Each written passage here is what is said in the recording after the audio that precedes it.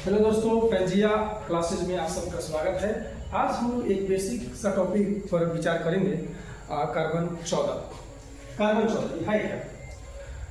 देखिए, कार्बन 14 क्यों पढ़ना चाहिए और इसके पढ़ने से क्या फ़ायदे हैं, इतिहास में इसको पढ़ने से हमको क्या फ़ायदे मिलते हैं, इसको पढ़ने के बाद इसके महत्व को हम आसानी से समझ सकते हैं। जैसे एक इतिहास जो होता है लिखित होता है, जिसका लिखा हुआ प्रमाण है उसे हम आसानी से समझ जाते हैं।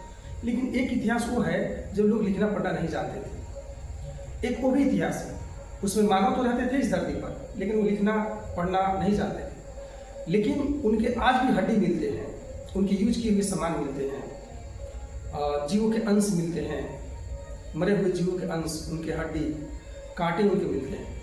तो हम आखिर उसको कैसे पता करें कि वह इस धरती पर कब जिंदा रहा होगा? इस सोच ने हमको कार्बन 14 पत्ती खोजने के लिए मजबूर कर दिया। और अमेरिका के वैज्ञानिक शिकागो विश्वविद्यालय के एक प्रोफेसर, रसायन विज्ञान के प्रोफेसर, जिसका नाम था विलार्ड लिवी। विलार्ड लिवी ने 1940 के दशक में एक वैज्ञानिक मेथड बताया, एक वैज्ञानिक मेथड खोज किया, जिसके माध्यम से हम कोई भी जीवित जीव जो पहले जिंदा रहा है उसकी हड्डी और उसके जीवाश्म से हम पता कर सकते हैं कि ये कब जिंदा रहा होगा। आखिर उन्होंने ये काम कैसे किया उसको हम समझते हैं। जैसे कार्बन 14 है, तो जिस तरह ये कार्बन 14 है तो कार्बन 14 के 3 अपरूप होते हैं। कार्बन 14 के 3 अपरूप होते हैं, जैसे कार्बन 12, कार्बन 13 और कार्बन 14। कार्बन 12, 13, 14। जिस तरह एक फैमिली में 3 भाई है और तीनों का रूप अलग अलग है, तीनों का काम अलग अलग है, ठीक उसी तरह से हमारे बॉडी में कार्बन के 3 रूप है, कार्बन 12, 13 और 14।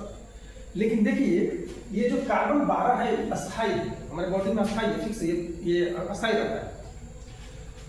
कार्बन 13 भी और कार्बन 14 जो है ये रेडियो एक्टिव है। रेडियो एक्टिव का मतलब होता है कि यह ऐसा पदार्थ है कि जब तक जीवित जीव जिंदा रहता है, जीवित है वो, तब तक इसकी मात्रा स्टेबल रहता है।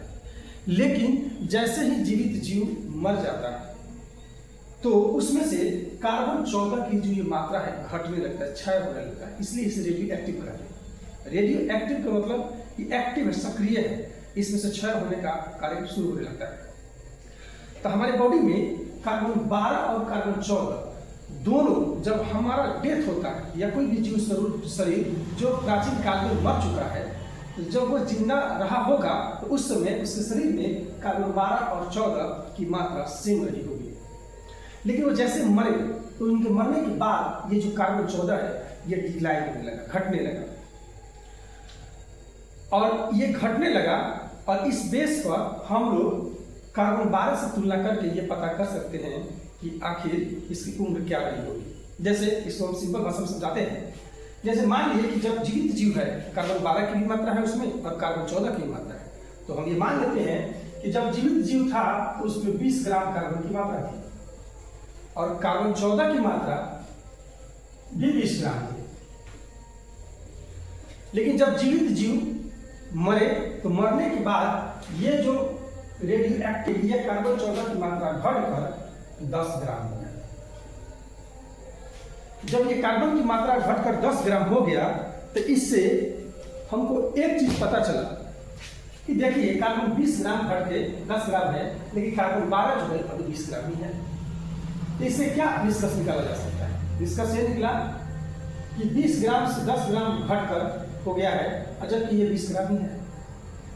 तो हम लोग क्या कर सकते हैं कि इससे तुलना करके हम यह पता कर सकते हैं ये 20 ग्राम ही है और ये तो 10 ग्राम हो गया। इसका मतलब है कि 10 ग्राम की कमी।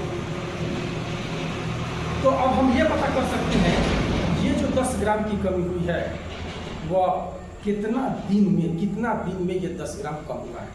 1 ग्राम कम होने में कितना वर्ष लगा और 10 ग्राम कम होने में कितना वर्ष लगा। इस आधार पर हम ये निष्कर्ष निकाल सकते हैं कि कोई भी जीवित जीव कितने वर्ष पुराना रहा होगा।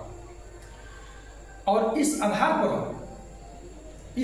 पर हम लगभग 5000 से 6000 वर्ष पुराने कोई भी जीवित जीव का पीरियड पता कर सकते हैं कि वह इस धरती पर कब जिंदा रहा होगा। इसीलिए हड़प्पा सभ्यता में मिले हुए जो जीवों का अंश है, हड्डी है, उनके यूज किए हुए सामान है, तो उसमें जब हम कार्बन 14 के मेथड करके यूज करके जब पता किया गया तो ये पता चला कि कार्बन 14 के मेथड इस्तेमाल करने से हमको हड़प्पा सभ्यता का कालखंड पता चला कि यह 2450 BC से लेकर 1750 BC के बीच रहा होगा। इन्हीं के बीच में हड़प्पा सभ्यता के लोग रहे होंगे, इस आधार पर हमको ये पता चला। अगर आपको ये कहा जाए कि कार्बन 14 क्या है तो इसको बताने के लिए हम बताते हैं कि संक्षिप्त में इसको कैसे कहा जाए। कार्बन 14 क्या है? तो कार्बन 14 जीवित जीवाश्म की उम्र ज्ञात करने की एक वैज्ञानिक मेथड है, पद्धति है, जिससे प्राचीन समय में यह जीव इस धरती पर कब जीवित रहा होगा उसका हम एक अनुमान लगा सकते हैं। इसलिए कार्बन 14 मेथड हम इस्तेमाल करते हैं। जैसे कार्बन 14 का कार्बन 12 और कार्बन 14 कार्बन का ही अपरूप है। जब मनुष्य जिंदा रहता है या कोई भी जीवित जीव जब जिंदा रहता है तो उसमें कार्बन 12 और कार्बन 14 की मात्रा सेम होती है, लेकिन जब वही जीव मर जाता है तो कार्बन 14 की मात्रा घटने लगती है। और कार्बन 14 की मात्रा जब घटने लगती है और वही जीवाश्म जब मनुष्य को किसी समय मिलता है और कार्बन 14 मेथड से जब उसे पता करने की कोशिश की जाती है, तब हमको कार्बन 14 कितना मात्रा में बचा है और कार्बन 12, इस दोनों में हम लोग तुलना करके ये पता कर लेते हैं कि ये वस्तु कितना वर्ष पुराना रहा होगा। और इस मेथड के माध्यम से हमने हड़प्पा सभ्यता का कालखंड जब डिसाइड किया तो हमको ये निकला कि हड़प्पा सभ्यता का कालखंड 2450 से लेकर 1750 BC के बीच में है। कार्बन 14 क्या है? ये एक रेडियो एक्टिव तत्व है। इसका मतलब है कि यह एक्टिव रहता है। और थैंक यू।